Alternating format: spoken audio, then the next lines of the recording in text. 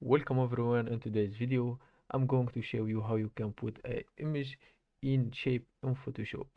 I want to mention that I'm using a browser Photoshop which is photopea.com. You are going to do the same step if you already installed Photoshop on your PC. Before getting started, leave me a like, subscribe, and let's get started.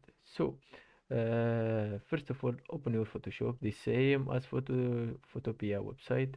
You are going to hit this menu to press in the shapes. You can make a shape as you want. Just resize it as you like. Then it's no matter if there is a color inside or outside. So then you can add here a letter layer, the same in Photoshop. Then we need take image. I'm going to get GTR image. So guys, after getting the image that you want to upload, make sure that the image is a layer approve the shape. Then what you need to do is press Alt, then click on the image. Now the image is in the shape, but I need to do like this, make it bigger, and like that. Here is how you can put a image in shape on Photoshop or photopea.com, the same steps.